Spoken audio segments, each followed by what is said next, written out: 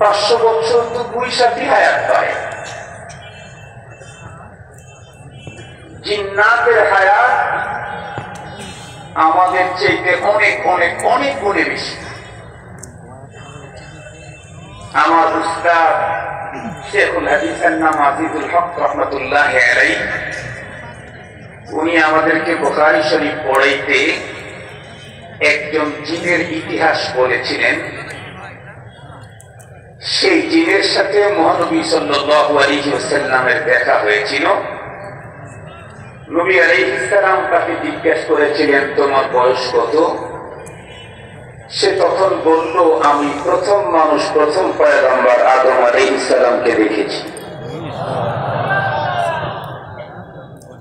আজকে যে শায়েখ ওয়াজ করতে আসেন, ওনার আব্বা শায়েখ, তার মুখ থেকে আমরা শুনেছি, ওনার রচিত কিতাবেও ঘটনা আছে।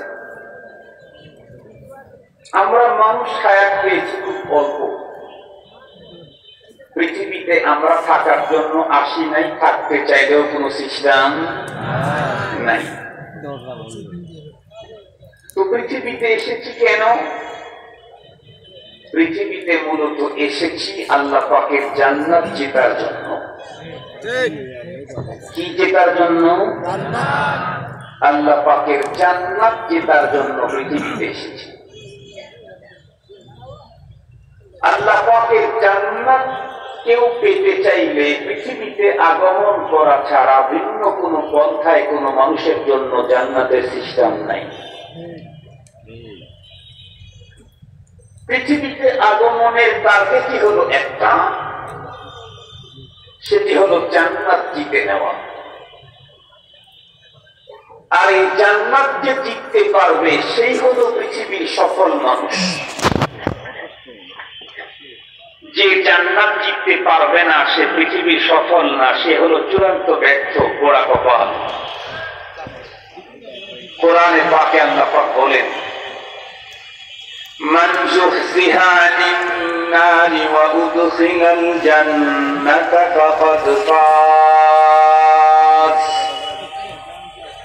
যে ব্যক্তি জাহান্নাম থেকে মুক্তি পেয়ে জান্নাতে ঢুকে গেল, সেই ব্যক্তি সফল কাম হয়ে গেল।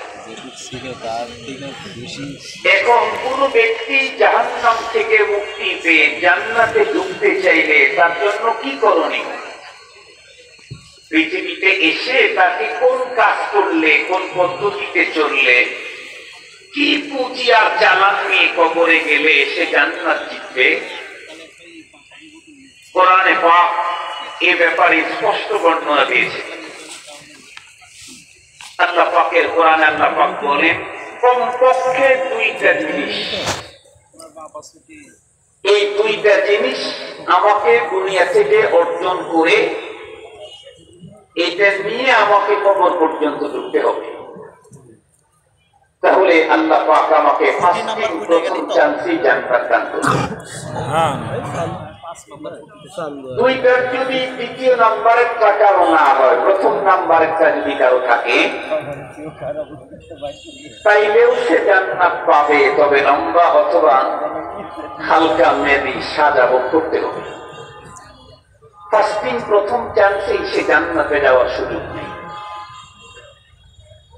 কমপক্ষে যেই 2 জিনিস নিয়ে কবর পর্যন্ত গেলে আমি জান্নাতি হব, সেই 2 জিনিস সম্পর্কে আল্লাহ পাক বলেন, ইন্নাল্লাযীনা আমানু ওয়া আমিলুস সালিহাতি কানাত লাহুম জান্নাতুল ফিরদাউসি নুজুলা।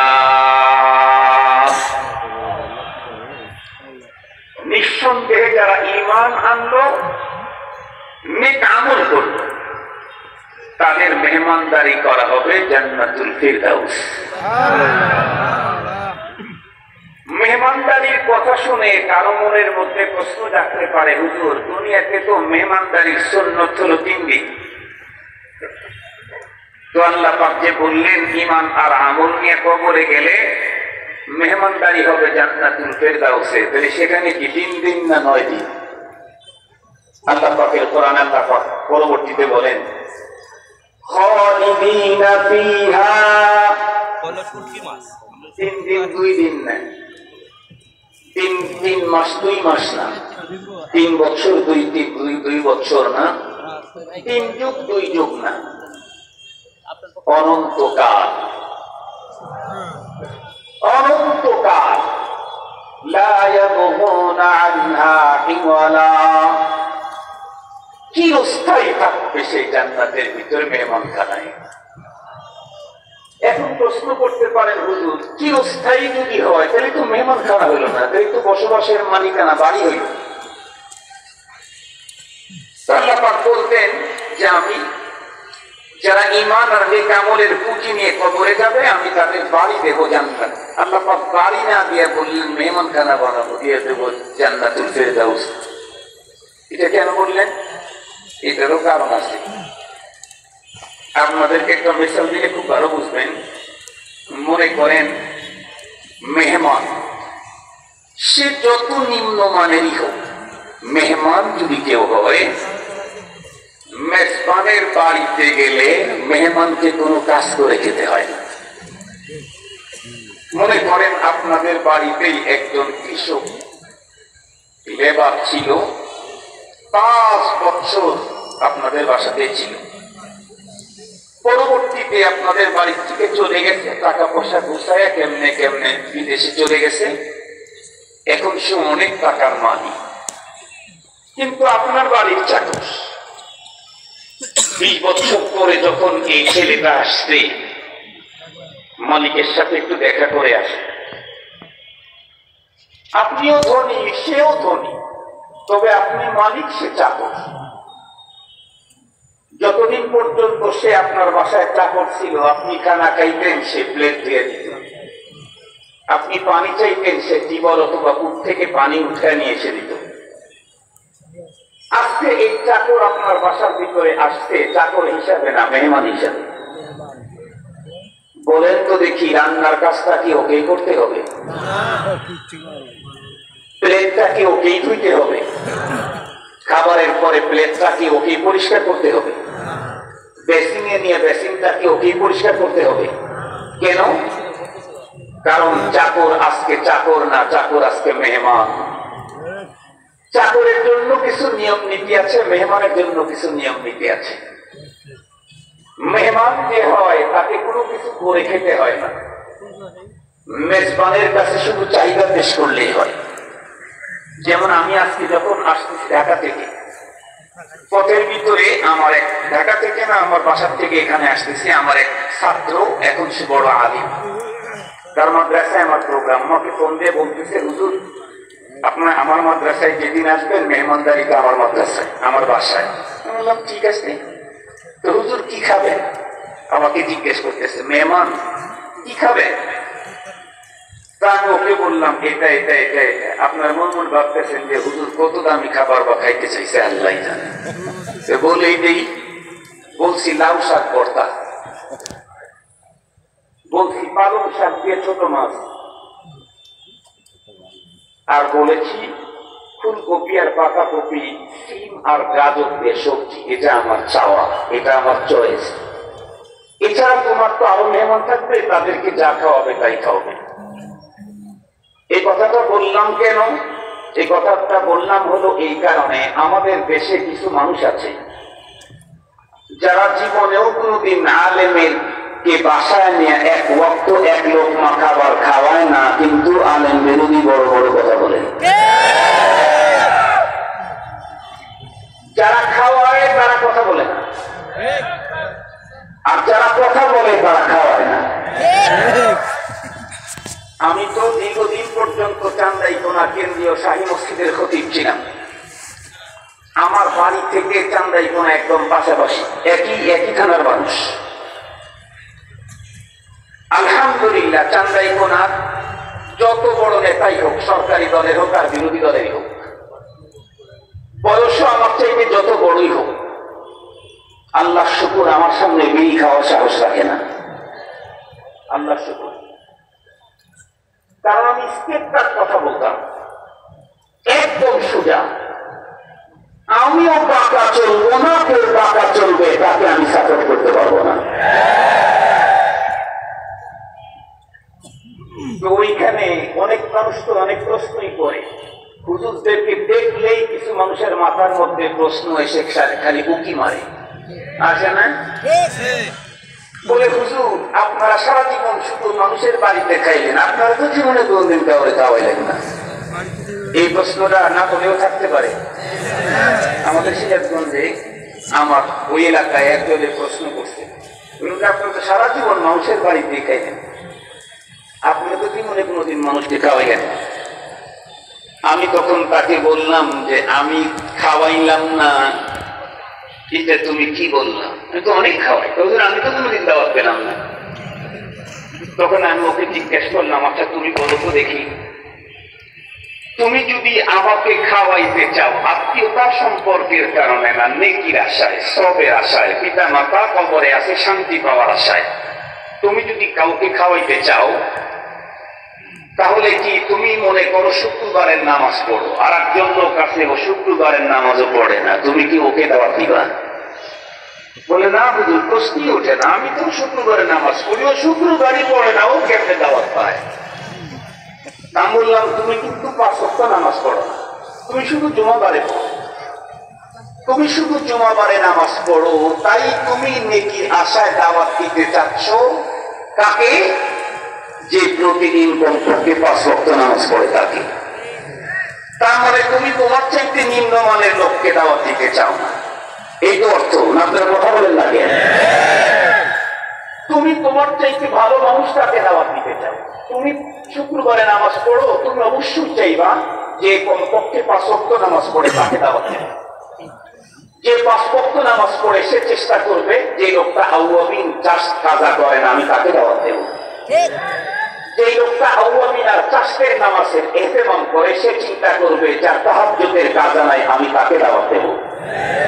এখন আমি বললাম তুমি যদি নেকির আশায় তোমার চাইতে ভালো মানুষটাকে দাওয়াত দিতে চাও, তাহলে আমি কি নেকির আশায় আমার চাইতে খারাপ মানুষটাকে দাওয়াত দেব?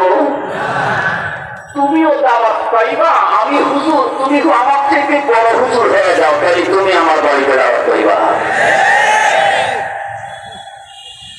আমি হুজুর, তুমি পাবলিক, আমার বাসায় তুমি কেমনে দাওয়াত দেবে? আত্মীয়তার সম্পর্ক হলে সেটা ভিন্ন জিনিস, নেকির আশায় হলে তুমি পাও না।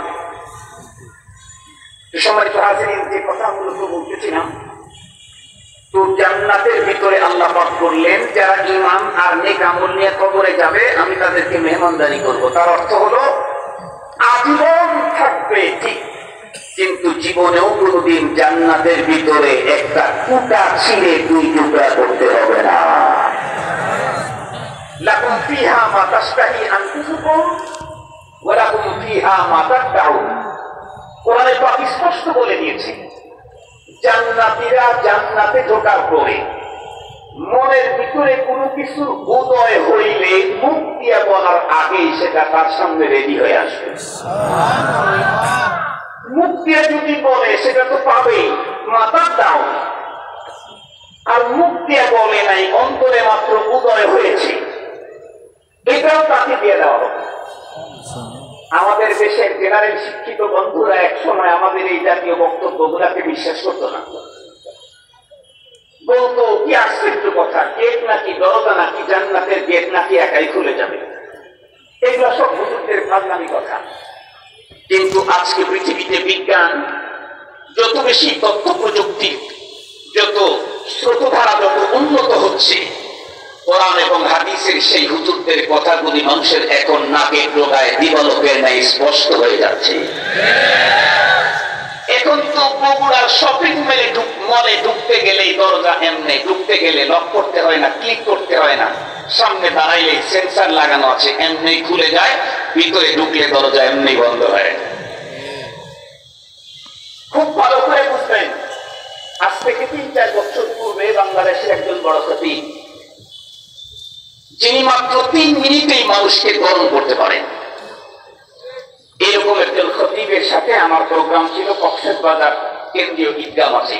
ওইখানকার খতিব ছিলেন, বয়ানী ছিলেন আব্দুল মজিদ নদীম সাহেব রহমাতুল্লাহি আলাইহি, উনিও। তো হুজুর তো অসুস্থ, হুজুর চট্টগ্রাম থেকে ঢাকায় আসছেন, ঢাকা থেকে আবার কক্সবাজারে গেছেন, তখন চিটাগাং থেকে কক্সবাজারের ফ্লাইট ছিল না। আমরা যেহেতু জওয়ান, আমাদের হেলিকপ্টারেও সমস্যা নাই, বিমানেও সমস্যা নাই, ভ্যানেও সমস্যা নাই, সাইকেলেও সমস্যা নাই, আলহামদুলিল্লাহ। যখন যেমন তখন তেমন, আলহামদুলিল্লাহ, তোমরা আলহামদুলিল্লাহ। তো আমরা গাড়ি পেয়ে যাচ্ছি। ফকিহুল মিল্লাত মুফতি আব্দুর রহমান রাহমাতুল্লাহি আলাইহির ছোট সাহেব দাদা সাহেব রহমানী সাহেব, উনিও সাথে ছিলেন। অনেক দূর যাওয়ার পরে একটা হাইফাই হোটেল কক্সবাজার এবং চিটাঙ্গের মাঝখানে, জোহরের নামাজের টাইমও হয়ে গেছে, ক্ষুধারও টাইম, একটা উন্নত হোটেলে ঢুকলাম। ঢোকার পরে আমাদেরকে রিসিপশন করে উপরের তলায় ভিআইপি গ্যালারিতে নিয়ে গেল। এরপরে ওয়াশরুমের কথা ওদেরকে বলা হলে ওরা ওয়াশরুম দেখায় দিল। অত্যন্ত সুন্দর, একদম নিট এন্ড ক্লিন, 100% স্বচ্ছ, ফ্রেশ, কোথাও কোনো স্পট নাই, ময়লা নেই, সুন্দর ওয়াশরুমগুলি। সেখানে গেলাম। এরপরে আমাদের ওই হুজুর বেসিংয়ে আসতেন হাত ধোয়ার জন্য, কিন্তু আমাদের দেশের স্বাভাবিক বেসিং গুলা হলো হয়তো নাড়ানি না হয় গুড়ানি। কথা কি বুঝেন? হয় নাড়ানি, এরকম এরকম এরকম এরকম নাড়া দিলে পানি আসে, না এরকম এরকম ঘুরাইলে পানি আসে। কিন্তু হুজুর যে বেসিং এর ওখানে গেছেন, ওইখানে নাড়ানিও নাই, ঘুরানিও নাই, শুধু একটা পাইপ। তো হুজুর তখন এক বেসিয়ারকে জিজ্ঞাসা করছে, এই মিয়া, তোমাদের বেসিং এগুলো অকেজন আছে? তো বেসিয়ার তখন এসে দিচ্ছে, এসে দিয়ে বলতেছে, হুজুর এইটা তো নাড়ানি গুড়ানি লাগে না, এটা অটো সেন্সার লাগানো আছে, নিচে হাত দিলেই পানি আসবে, হাত সরালেই পানি পড়া বন্ধ হয়ে যাবে। এটা আমাদের দেশে। দেশের বাইরে কাতার, দুবাই, কাতার, আবুধাবি, শারজা, আলাইন, এগুলো তো আরো উন্নত, সিঙ্গাপুর আরো অনেক উন্নত। খুব ভালো করে বুঝবেন, মানুষের তৈরি করা প্রযুক্তি যদি এত উন্নত হয়, এই মানুষটাকে যিনি তৈরি করেছেন তার তৈরি করা প্রযুক্তি কত উন্নত হবে। এটা তো মানুষের তৈরি প্রযুক্তি। এটাই যদি এত উন্নত হয়, এই মানুষটাকে যিনি তৈরি করেছেন তার প্রযুক্তি কত উন্নত।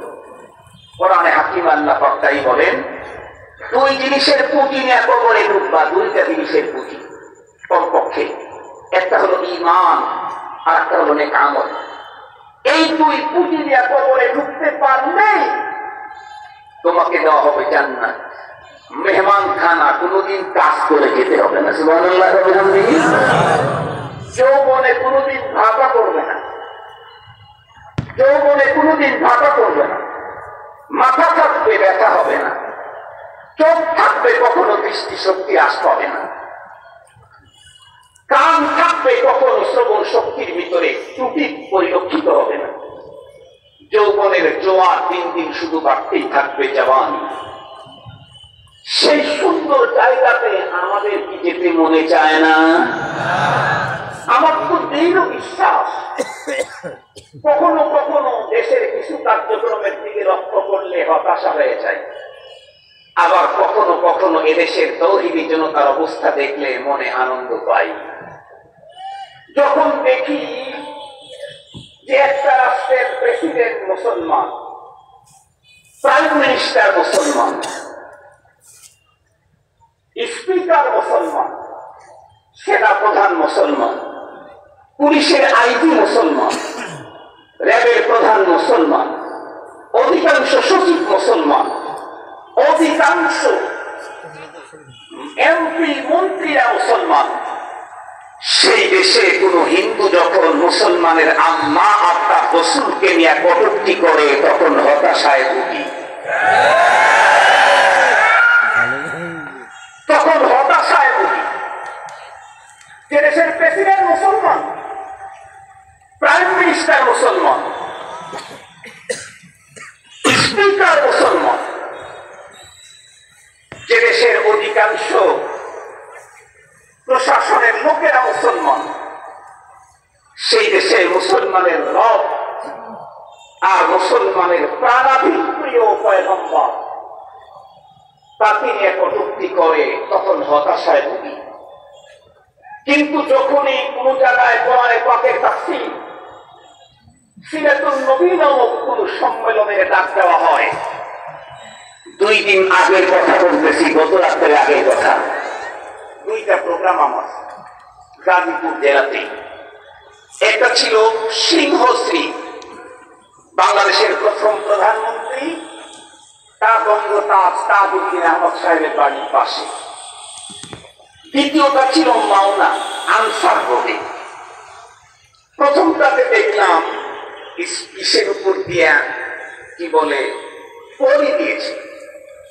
দ্বিতীয়টাতে এসে দেখি এইরকম বিশাল আয়তন, কোনো পলি নেই, ঝুম ঝুম বৃষ্টি পড়তেছে। এখানে কতটুকুর পানি? আমি স্টেজে যখন গেছি মেসকোসাক পানি স্টেজে যেতে, আমার আগে মুফতি দেওয়ার সাথে হুজুর বয়ান করেছে, আমি আখির বয়ান করে দোয়া করে দিয়েছি। ঝুম ঝুম বৃষ্টি চলতেছে, অধিকাংশ মানুষ দাঁড়িয়ে আছে, কেউ বসে আছে, একজন মানুষ নড়তেছে না। তারা কোরআনে পাকের কথা এখনো শুনতে চায়। তখন মনটা আনন্দে ভরে যায়। না, গুটি কয়েক নাস্তিকার মুক্তার চেষ্টা করলে শাহজালালের পূর্ণভূমি বাংলা থেকে বাংলা ইসলাম বিদায় করতে পারবে না।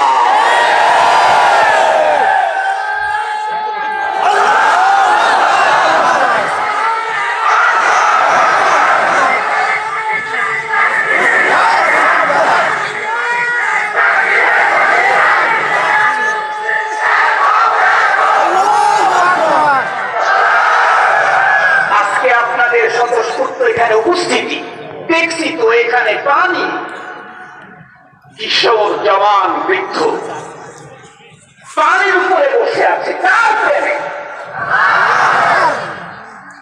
এই জন্য আমাদের বাংলাদেশে একজন পার্লামেন্টারিয়ান জাতীয় পার্টির সদস্য বলেছিলেন কোন একটা টক শোতে যে আমরা যত বড় দলের নেতাই হই না কেন, আমরা আমাদের দলীয় লোক গুছাইতে অনেক টাকা লাগে, কিন্তু ওলামায়ে কেরাম যখন তৌহিদি জনতাকে ডাক দেয়, বিশেষ করে আহমদ শফি, 1 টাকাও লাগে না, মানুষ জীবন দেয়। এদেশের একজন পার্লামেন্টারিয়ান এই কথা বলেছে। সম্মানিত হাজিরিন, শুধু আমার দেশ না, বহির্বিশ্বের দিকে যখন একবার তাকাই তখন মনে হয় সামনে ইসলামের সোনালী দিন। কারণ অনেক জায়গাতে তো আলহামদুলিল্লাহ, আমেরিকাতে বলেন, লন্ডনে বলেন, আজকে সেখানে মুসলমান হওয়ার হিড়িক শুরু হয়ে গেছে। সুবহানাল্লাহ, সুবহানাল্লাহ, মুসলমান হওয়ার হিড়িক লেগে গেছে। লন্ডনের অবস্থা তো আলহামদুলিল্লাহ এত ভালো, আমেরিকার অবস্থাই তো আলহামদুলিল্লাহ এতটুকু ভালো। আগামী 15 থেকে 20 বছরের ভিতরে আমেরিকা সংখ্যার দিক থেকে সেকেন্ড প্লেস করবে মুসলমান। লন্ডনের অবস্থা তো আরো উন্নত, লন্ডনের অবস্থা আরো উন্নত। সেখানে সেকেন্ড প্লেস করবে না, বরং আমরা আশা করতেছি হয়তোবা আল্লাহ পাকের দয়া যদি হয় তাহলে 15-20 বছরের ভিতরে লন্ডনের আকাশে কালিমার পতাকা উঠতে পারে। সবাই উপস্থিতি, কথাগুলি একটু দিতে বুঝবেন। আমার আজকের মূল আলোচনা হলো পৃথিবীতে অল্প সময় নিয়ে এসেছি, চলে যেতে হবে। কি বলেন?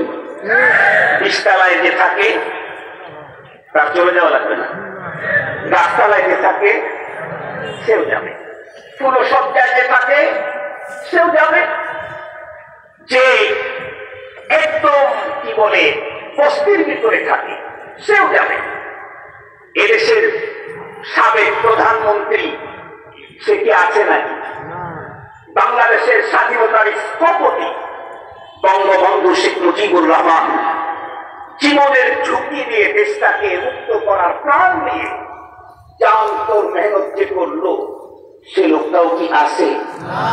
পৃথিবীর মানুষকে একটা দেশ উপহার দিয়ে সেও চলে গেছে। প্রথম প্রধানমন্ত্রীত্বের চেয়ার যে অলঙ্কৃত করলো বঙ্গতাজ তাজউদ্দিন আহমদ সাহেব, উনিও অলঙ্কৃত করে চেয়ারটা ফেলেই চলে গেছে। আমার এক বন্ধু বাড়ি হলো তার সাথে, সে আমাকে তার বাসায় দাওয়াত দিল। সে রহমানিয়া পারে, আমিও রহমানিয়া পারে, মুফতি কবি। তো তার একটা ঘরের ভিতরে আমাকে যখন খাবার খাওয়াচ্ছে, ওই দিকে হচ্ছে মাটির ঘর, তো আমি জিজ্ঞেস করলাম, দোস্ত ঘরটা মনে হয় অনেক পুরাতন। আমার এই দোস্ত তখন আমাকে বলতেছে যে ভাই, এই ঘরে আমার আব্বার দাদা থাকতে, আব্বার দাদা থাকতো। তোমার আব্বার দাদা থাকতো, সে বলে এখনো আছে। এখনো আমি থাকতেছি, একটু মডিফাই করছি, সব ঠিকঠাক আছে। আমি তখন বললাম, এই ঘর তো বড় কাকদার। কেমনে? অনেক আদর করে তোমার দাদাকে লালন করেছে, কিছুদিন পরে বুকে ধাক্কা দেয়া কবরের প্যাকেটে ঢুকাইছে। এরপরে তোমার দাদাকে পালছে ঘর, এরপরে তাকেও লাঠি দিয়ে ভিতরে ঢুকাই ফেলছে। এখন তোমাকে পালতেছে, কবে যে আবার লাঠি পেয়ে তোমাকেও টান দিয়ে ভিতরে নিয়ে দেয়। ও দোস্ত, কোন পদে আছো তুমি? কোন পদে? জাতিসংঘের মহাসচিবের পদ? আমি তো চ্যালেঞ্জ করি, পৃথিবীর এমন একটা পদ দেখাইতে পারবা যেই পদে আজ দাঁড়িয়ে যাওয়ার সুযোগ নাই, কোন পদ নাই। আমি তো বনশ্রী সেন্ট্রাল মসজিদে তোমার নামাজ পড়াই, রামপুরা। আপনারা যে পরিমাণে মুসল্লি আসছে আজকে, প্রায় এই পরিমাণে আমার প্রতিদিনের মুসল্লি, প্রায় এই পরিমাণ। সাবেক বিচারপতি, সাবেক সচিব, সাবেক আইজি, এই জাতীয় স্ট্যান্ডিং অমুক তমুক এরা নামাজ আমার এখানে নামাজ পড়তে আসে। এই যুবকেও একজন হাকিম, সাবেক বিচারপতি হাকিম, সে এসে আমাকে বলতেছে, হুজুর দুইটা বিষয়ে দোয়া চাই। হুজুর আমি কিন্তু রিটায়ারপ্রাপ্ত হাকিম, আমি কিন্তু বিচারক ছিলাম। আমি বলে আমি আপনাকে চিনি। একটা হলো পাটা এখন চলে না, ঠিক মতো হাঁটতে পারি না। সম্মানিত হাজরিন, মনে রাখতে হবে, আজকে যাদের রক্তের গরম আছে, এই গরম চিরজীবন থাকে না, নরমালি থাকে নাই, আমারও থাকবে না। এদেশের হাদিসের জগৎকে যে অলঙ্কিত করেছেন শেখুল হাদিস আল্লামা আজিজুল হক রাহমাতুল্লাহি আলাইহি নাই। এদেশের বাকি একটা মানুষের নাম শুনিয়ে আতঙ্কিত মুফতি ফজলুল হক আমিন রাহমাতুল্লাহি আলাইহি নাই। এদেশের 64 জেলাতে যখন সিরিজ বোমা হামলা হলো, সেই মুহূর্তে জীবনকে বাজি রেখে এদেশের স্বাধীনতা, সার্বভৌমত্ব এবং নিরাপত্তা নিশ্চিত করার জন্য সবচেয়ে বড় ভূমিকা যিনি পালন করেছিলেন, সেই সময়ে বাংলাদেশের হাজার লাখো কোটি মুসলমানদের আধ্যাত্মিক রাহবরে কামে জাতীয় মসজিদের খতিব আল্লামা ওবায়দুল হক রাহমাতুল্লাহি আলাইহি, ওনার ভূমিকা ছিল সবথেকে বড়। উনিও নাই, আমরাও কি থাকবো নাকি? চলে যেহেতু যাবো, যাওয়ার পরে আরামে থাকতে চাই না বেরামে থাকতে চাই? কে বলেন রাজি আছেন আরামে থাকতে? আল্লাহ তুমি আমাদের প্রত্যেকের এহকাম এবং পরকাম সুখময় আরামের করে দাও। নামান পরকালে আরামের এরিয়া একটা, পরকালে আরামের এরিয়া কয়টা? কি নাম তার? একটু জোরে বলেন। পরকালে দুঃখের এরিয়াও একটা, তার নাম কি? জান্নাত। আরামের এরিয়া জান্নাতে যেতে চাইবে আমার জন্য দুইটা জিনিস, এক নাম্বার হলো ঈমান, দুই নাম্বার হলো নেক আমল। ঈমানও আছে, নেক আমলও আছে, তাহলে কোনো পেরেশানি নেই।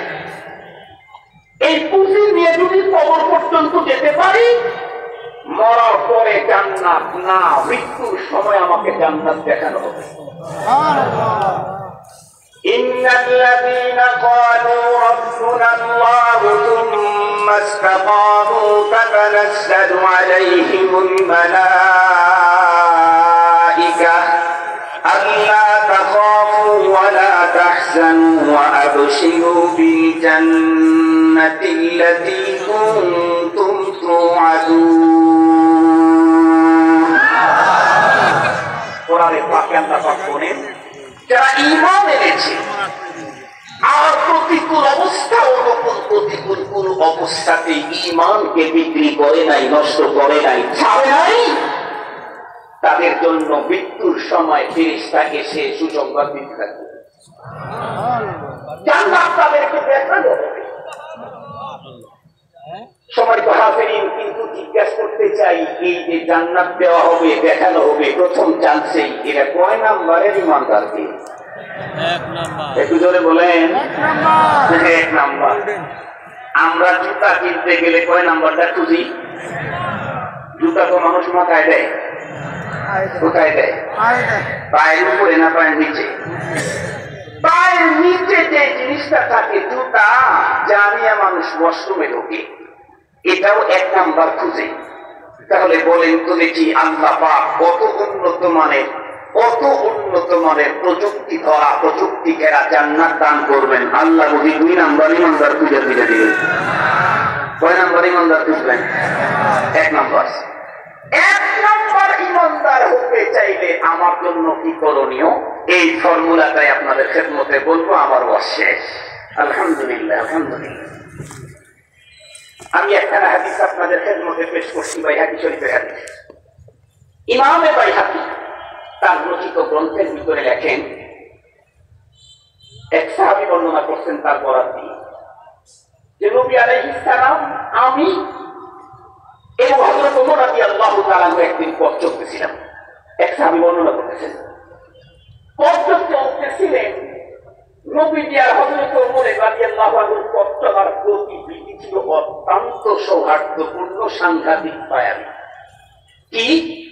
বিশ্ব নবীজি হযরত ওমরের হাত ধরে পথ চলতেছেন। আল্লাহু আকবার বলেন। আপনারা কি বলেন, আমাদের দেশের প্রাইম মিনিস্টার যদি কালকে আমার হাত ধরে মাত্র 2-3 মিনিট চলে, তাইলে আমি বলেন তো দেখি দুনিয়ার সব দল সাইডে দিয়ে তার দলে চলে যাবো, ঠিক না? না না, আসলে তো ঠিক। প্রধানমন্ত্রী যদি আমার হাত ধরে যদি 10-20 গজ চলে, তাহলে তো আমি আর পৃথিবীর কাউকেই চোখে দেখবো না, ওনাকেই শুধু চোখে দেখবো। প্রধানমন্ত্রী হাত ধরে চলেন নাই, প্রধান পয়গম্বর হাত ধরে চলেছেন। পয়গম্বর। মুসলমান ভাইরা আমার কথাগুলা দিল দিয়ে বুঝবেন। সাহাবী রাসূল বর্ণনা করেন, আমি এবং ফারুক আযম রাদিয়াল্লাহু তাআলা আনহু বিশ্ব নবীজির সঙ্গে কোনো এক সময় পথ চলা শুরু করলাম। পথ চলার অবস্থা ছিল এমন, বিশ্ব নবীজি হযরতে ফারুক আযম রাদিয়াল্লাহু তাআলা আনহুর হাত ধরে পথ চলতেছেন, আর দুইজনের মাঝে মুকালামা, কথোপকথন হচ্ছে। এক পর্যায়ে গিয়ে হযরত ওমর রাদিয়াল্লাহু তাআলা আনহু পয়গম্বরকে ডেকে বললেন, ইয়া রাসূলুল্লাহ, এই পৃথিবীর যত যা আছে আমি ওমরের নিকটে সবচাইতে বেশি প্রিয় হলেন আপনি। আপনার চাইতে আমি ওমরের নিকটে দুনিয়ার অন্য কোন জিনিসের মায়া আমার অন্তরে বেশি না। কিন্তু বিশ্ব নবীজি, পৃথিবীর সবকিছুর চাইতে আপনার বেশি ভালোবাসি, কিন্তু আমার জীবনটাকে আমি আপনার চাইতেও বেশি ভালোবাসি। এই কথা বলতেই পয়গম্বর তখন উত্তর করলেন, ওমর, যতক্ষণ পর্যন্ত তুমি তোমার নিজের জীবনের চাইতে আমি রাসূলকে অধিক ভালোবাসতে না পারবা, ততক্ষণ পর্যন্ত তুমি 1 নাম্বারের ঈমানদার হতে পারবা না। এই কথা বলার সঙ্গে সঙ্গেই হযরত ওমর ডেকে বললেন, ইয়া রাসূলুল্লাহ, এই মুহূর্ত থেকে আমি ওমর আমার নিজের জীবনের চাইতেও আমি আপনি রাসূলকে অধিক ভালোবাসি। মুসলমান ভাই খুব ভালো করে মনে রাখবেন, আমি তো কুরআনুল কারীমের 10 নম্বর পারা সূরাতুত তাওবার 24 নম্বর আয়াতে কারিমা তেলাওয়াত করেছি।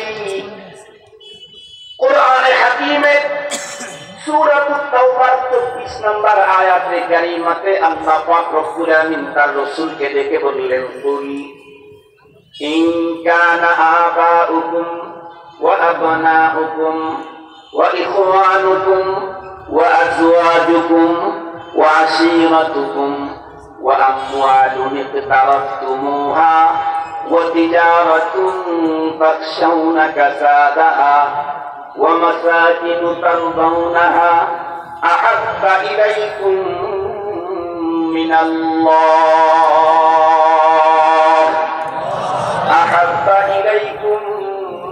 الله ورسوله وجهاد في سبيله فتربصوا حتى يأتي الله بأمره والله لا يهدي القوم الفاسقين আল্লাহ পাক রব্বুল আমিন তার রাসূলকে ডেকে বললেন, ও রাসূল, আপনি আপনার উম্মতের ওই লোকদেরকে বলেন, তোমাদের নিকটে যদি তোমাদের বাবা মা, তোমাদের সন্তানাদি, তোমাদের ভাই বন্ধু, তোমাদের স্ত্রী, তোমাদের পুত্র, তোমাদের সম্পদ যেগুলি তোমরা জমা করেছ, তোমাদের ওই ব্যবসা, যে ব্যবসাগুলির মন্দা তোমরা আশঙ্কা করছো, তোমাদের ওই সমস্ত সুন্দর বাড়িঘর, যে ঘরগুলিকে বসবাস করতে স্বাচ্ছন্দ্য বোধ মনে করো, এই সবগুলি যদি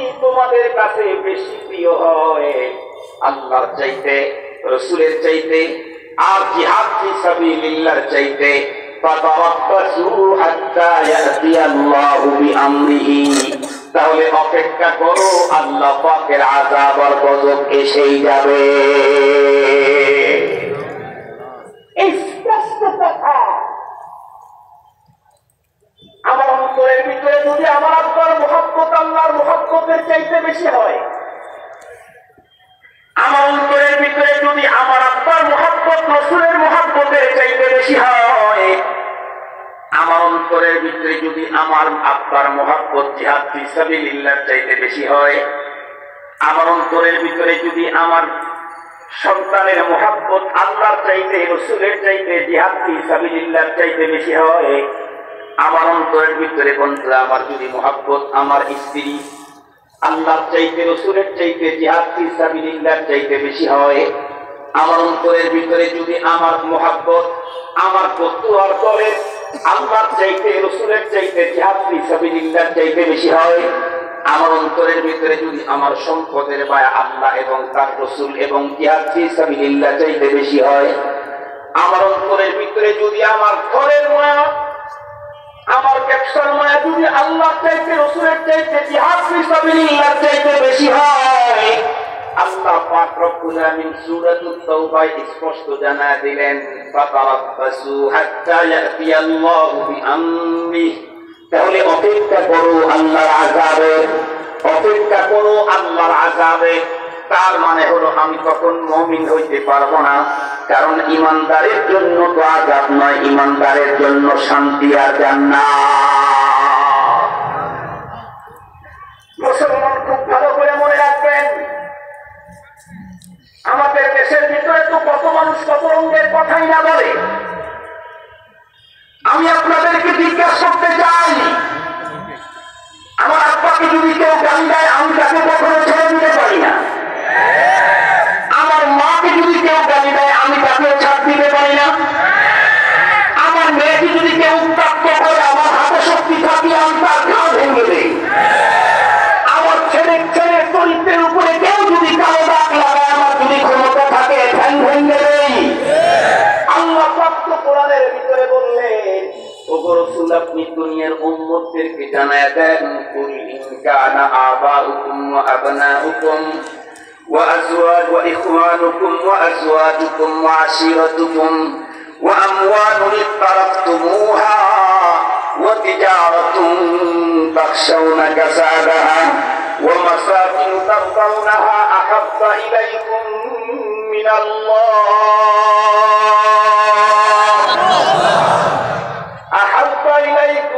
মিনাল্লাহি ওয়া রাসূলিহি ওয়া জিহাদিন ফি সাবিলিহি ফাতারাব্বাসু হাত্তা ইয়াতিয়াল্লাহু বিআমরিহি ওয়াল্লাহু লা ইয়াহদিল কওমাল ফাসিকিন। খুব ভালো করে মনে রাখবেন মুসলমান, আমার সম্পদের উপরে কেউ যদি একটু ভিন্ন নজরে তাকায়, আমি তাকে ছাড় দিতে পারি না। ও মুসলমান, যদি কেউ আমার ঘরটা একটু অংশ দখল করতে চায় আমি তাকে ছাড় দিতে পারি না। আমার জিজ্ঞাসা হলো, সত্যি যদি আমি ইমানদার হয়ে থাকি তাহলে আমার রাসূলকে গালি দিলেও তাকে কেমনে ছাড় দিতে পারবো? সত্যি যদি ইমান থাকে, সত্যি যদি ইমান থাকে তাহলে গালি দিল তারে কেমনে ছাড় দিতে পারবো আমি? সম্মানিত হাজিরিন, কয়েকদিন আগে আমার প্রোগ্রাম ছিল বাংলাদেশের আর একটা জেলাতে। সেখানে বক্তৃতার মঞ্চে সকলের সহযোগিতা নিয়েই তো দিনে মাহফিলগুলা হয়। আমি তার আগে একটা কথা আপনাদের সাথে শেয়ার করি। আচ্ছা বলেন তো দেখি, এই ধর্ম কি শুধুমাত্র কেবলমাত্র হুজুরদের নাকি? একটু জোরে বলেন। পৃথিবীর যারাই জান্নাতে যেতে চায় তাদের ধর্মের বিকল্প নেই। যারাই জান্নাতি হতে চায় তাদের ইসলামের বিকল্প নাই। আর ইসলামের চূড়ান্ত কথা হলো, পৃথিবীর সব কিছুর চাইতে বেশি মুহাব্বত করতে হবে আল্লাহকে, তার রাসূলকে। এর উপরে কারো মুহাব্বত জায়েজ নাই। আল্লাহর উপরে অন্য কাউকেই মুহাব্বত করা জায়েজ নাই। রাসূলের উপরে পৃথিবীর অন্য কাউকেই মুহাব্বত করা জায়েজ নাই, জায়েজ নাই, জায়েজ নাই। বাবাকেই আর রাসূলের উপরে মুহাব্বত করা যায় না, সন্তানকে রাসূলের চাইতে বেশি মুহাব্বত করা যায় না, সেখানে কোন নেতাকে রাসূলের চাইতে বেশি মুহাব্বত করার প্রশ্নই আসে না। সেখানে কোন পীরকে রাসূলের চাইতে বেশি মুহাব্বত করার প্রশ্নই আসে না। সবচাইতে বেশি মুহাব্বত আমার অন্তরে পাবে কে? আল্লাহ। বলেন না আল্লাহ, আল্লাহ, আল্লাহ এবং তার রাসূল সর্বাধিক মুহাব্বত পাওয়ার উপযুক্ত। সম্মানিত হাজিরিন, আমি রাসূল আল্লাহ এবং রাসূলের মুহাব্বত কিভাবে দেখাবো এটা একটু পরে বলি। আমি আল্লাহর প্রতি কতটুকু অনুরাগী, কতটুকু মুহাব্বত আমার অন্তরে আছে এটা বোঝা যাবে কখন? আল্লাহর সাথে গায়রুল্লাহর ধাক্কা লাগবে যখন। কথা বুঝেন তো? আমার ভাষা বুঝেন তো? আল্লাহর সাথে গায়রুল্লাহ ধাক্কা লাগবে যখন। আমি আপনাদেরকে আমার ঘরের একটা মেসাল দিলে খুব ভালো বুঝবেন। আমার ঘরের অবশ্য মেসাল একটু বেশি থাকে, কারণ আমি শাইখুল হাদিস সাহেবের ছাত্র তো। হুজুরকে বুখারী শরীফ পড়াইতে আমরা হুজুরের কাছে বুখারী শরীফ পড়ছি। এমন এমন মেসাল দিয়ে হুজুর হাদিসের জটিল কথা এত সহজ করে দিতেন। আল্লাহ, এই রকমের বেমেসাল হাদিস পড়ানেওয়ালা মানুষ আমি আবার জীবনে কোনোদিন দেখিনি। এই জন্য হুজুরের কাছ থেকে এই স্বভাবটা আল্লাহ পাক আমাকে দান করছেন। আমার ঘরে এক নাতনি আছে, আজকে আমি ওকে ঢাকা থেকে নিয়ে আসছি। ওই নাতনি আমাকে নানা বলে না, ছোটবেলা থেকে কেউ শিখায় না, আমাকে বাবু বলে। ওর নানিকে নানি বলে না, আত্মা বলে। শব্দ দুটা চয়ন করছে সাংঘাতিক। বাবু এটাও প্রিয় শব্দ, আত্মা তো আত্মাই। তো আমার ওয়াইফের যত বোন আছে সবগুলাই ওর আত্মা, আর আমার যত ভাই আছে সবগুলাই ওর বাবু। কথা কি বুঝাইতে পারছি? একটা ছোট বাবু, একটা বড় বাবু, একটা মেজ বাবু, আর আমি অরিজিনাল বাবু। তো আমার ওয়াইফের ছোট বোন ওকে কোলে নিয়ে বলছে যে তোমাকে সবচেয়ে বেশি কে ভালোবাসে? বলে তুমি। বলতেছে তুমি বলো তো দেখি কাকে বেশি সুন্দর দেখায়? তোমাকে সুন্দর দেখায়। কয়েকদিন পরে আমার বাসায় আসছে। আসার পরে আমার ওয়াইফও আছে, আমিও আছি, আমার আরো বন্ধন আছে। ওই মুহূর্তে ওকে জিজ্ঞেস করা হয়েছে, ও তখন আমার কোলে। তখন জিজ্ঞেস করা হলো যে আচ্ছা বলো তো দেখি তোমাকে সবথেকে বেশি ভালোবাসে কে? এখন এদিকে তাকায়, ওদিকে তাকায়, ওদিকে তাকায়, তার মানে এখনই তো মূল পরীক্ষা। একা একা থাকতে তো বলাই যায় আমি তোমার জন্য পাগল, তোমার জন্য দেওয়ানা। শহরের নামাজে আযান দিছে, দৌড়ে গিয়ে 2 রাকাত নামাজ পড়াই যায়। তবে এই 4 রাকাত আর 2 রাকাত আর 6 রাকাত নামাজ দিয়ে ঈমান প্রমাণ করা যায় না। সকাল আর সন্ধ্যার তাসবিহ দিয়েও ঈমান প্রমাণ করা যায় না। ঈমান প্রমাণের টাইম আছে, ঈমান প্রমাণের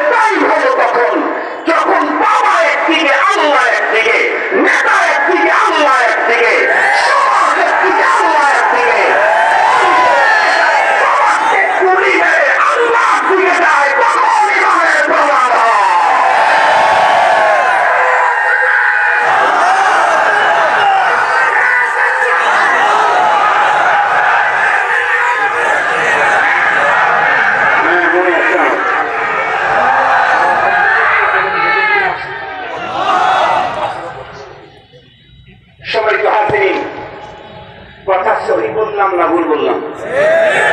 যৌক্তিক বললাম না অযৌক্তিক বললাম? তো আমার ওই নাতনি এদিক ওদিক একটু যাওয়ার পরে ও পাও গুলা গোটাইতেছে, পা একটু লম্বা ছিল একটু গোটাইতেছে। পাও গোটায় কেন? আমি বুঝি নাই যে পাও গোটায় কেন। পরে আমার কানে কানে বলতেছে যে তুমি আমাকে নিয়ে একটু সরে দাঁড়াও। আমার কানে কানে বলতেছে তুমি আমাকে নিয়ে একটু সরে দাঁড়াও। তো আমি যেই আমার নাতনিটাকে নিয়ে যেই একটু সরে দাঁড়িয়েছি, তখন বলতেছে কি, আমার বাবু হলো বিউটিফুল, অনেক সুন্দর, তোমাকে তো দেখতে কালা দেখায়, তোমাকে দেখতে। আসল মোহাম্মতের চিহ্ন হলো তখন যখন আল্লাহর সাথে গায়রুল্লাহর ধাক্কা লাগবে, তখন কে আল্লাহর দিকে যায় আর কে গায়রুল্লাহর দিকে যায়। নামাজ পড়লেই যদি 1 নম্বরে ইমানদার হওয়া যেত, তাহলে রসুলের যুগের যত নামাজ দেওয়া ছিল সবগুলা 1 নম্বর মুমিন হইতো, তাহলে স্ট্যান্ডার্ড মুনাফিক হইতো কেনা। আমার যুগের আমরা তো ইমাম নামাজ পড়ি হলো নাটোরের কেন্দ্রীয় মসজিদে। রাসূলুল্লাহর যুগের মুনাফিকেরা নামাজ পড়েছে মসজিদে নববীতে 1 রাকাতে 1 ওয়াক্তে 50,000 ওয়াক্তের নাকি। আমি তো নামাজ পড়ি মুফতি সাহেবের পিছনে, মুনাফিকেরা নামাজ পড়েছে নবীরা তার পিছনে ইত্তেবা করেছে, মুহাম্মদুর রাসূলুল্লাহ তার পিছনে। কথা বলেন, আমাদের নবীজির পিছনে নবীরা ইত্তেবা করে নামাজ পড়ে নাই? নবীদের নবী তার পিছনে নামাজ পড়েও ইমানদার হওয়া যায় নাই। কেন? নামাজ এক জিনিস, ইমান আলাদা জিনিস। হ্যাঁ, ইমানের একদম বাইরে না নামাজ, তবে নামাজটাই পুরা ইমান নয়, নামাজটাই পুরা ইমান নয়। নামাজ ইমানের বাইরে নয়, ইমানের ৭৭ শাখা আপনারা পড়েছেন, ওগুলা হলো ডালপালা। মূল জিনিসটা হলো এই অন্তরে পৃথিবীর কাউকেই জায়গা দিতে পারবো না, চেয়ার একটা কাউকেই বসাইতে পারবো না, একমাত্র কেবলমাত্র ওই চেয়ারে আমার আল্লাহ আল্লাহ। এই চেয়ারে একজন আল্লাহ। পৃথিবীর যে কেউ সে চেয়ার দখল করতে আসুক, আমি তাকে বলবো তোমার যদি প্রয়োজন হয় আমার সম্পদ নিয়ে যাও।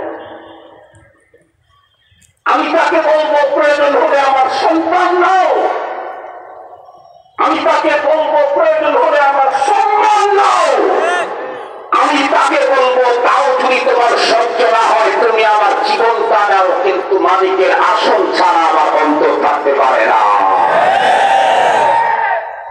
সময় তো হাজির, কথাগুলি প্রতি দিয়ে বুঝতে হবে। 1 নম্বরের ইমানদার, তার জন্য জান্নাত। মৃত্যুর পরে না, মৃত্যুর মুহূর্তে তাকে জান্নাত দেখানো হবে। মৃত্যুর মুহূর্তে তাকে জান্নাত দেখানো হবে।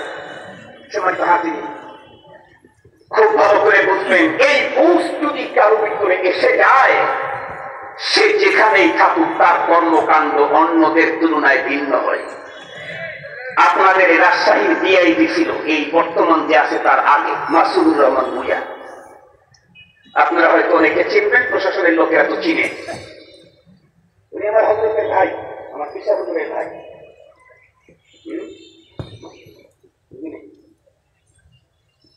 আসছিলেন। আমাদের আরেক ভাই আছে সিরাজগঞ্জের, এসপি আবুল খায়ের, ইন্ডাস্ট্রিয়াল এসপি। আলহামদুলিল্লাহ, দিনের ভিতরে যখন মন আর প্রেম আর ভক্তি আর ভয় যখন ঢুকে গেছে, আপনারা চিনতেই পারবেন আবুল খায়ের ভাইকে নিয়েছে। আমার চাইতে উন্নত যুব্বা, আমার চাইতে উন্নত দাড়ি, আমার চাইতে উন্নত পাখি। একটা মুহূর্ত সে অহেতুক কথা বলতে নাই, শুধুই তার ডিউটি, তাই ডিউটি।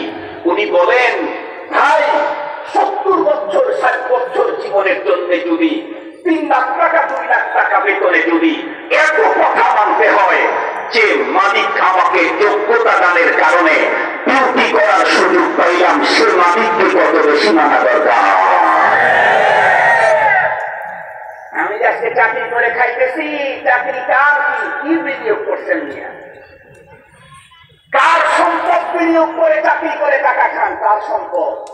এ হাত তার বাবার গোডাউনে ছিল, এ চোখ তার নানার বাড়ির গোডাউনে ছিল না, এ মস্তিষ্ক পৃথিবীর কোন নেতা নেত্রীর গোডাউনে পাওয়া যায় না। সবগুলা দিয়েছেন কে? আরো জোরে বলেন কে? আরো জোরে বলেন কে? মাথার চুল থেকে পায়ের তালু পর্যন্ত তিনি আমাকে দিলেন, আমি তার ছাড়া অন্য কাউকে বেশি মহব্বত করতে পারবো না। রাজি আছি ইনশাআল্লাহ? রাজি আছি ইনশাআল্লাহ? যদি রাজি থাকি তাহলে কি সমাজের মত চলবে? কথা বলেন, কথা বলেন। বাবা চলবে, বাবা। ইয়াবা, গাঞ্জা, আরো জোরে বলেন। যৌতুক, এমনি করে বলেন। যৌতুকে আসতে বলতেছে, কারণ চিন্তা করতেছে এখনো তো বিয়ে করি নেই। আরে যারা বিয়ে করছেন তারা না বললেই হয়, আপনারা তো করবেন না সব বিয়ে। যৌতুক, যারা আল্লাহর প্রতি বিশ্বাসী হয় তারা যৌতুকের প্রতি বিশ্বাসী হয় না, তারা গাঞ্জা উপরে আসক্ত হয় না। যারা আল্লাহর প্রতি আসক্ত হয়, যারা রাসূলের আসক্ত হয়, তারা কখনো মানুষের সম্পদ আর সম্মান লুণ্ঠন করতে জানে না, কখনোই জানে না।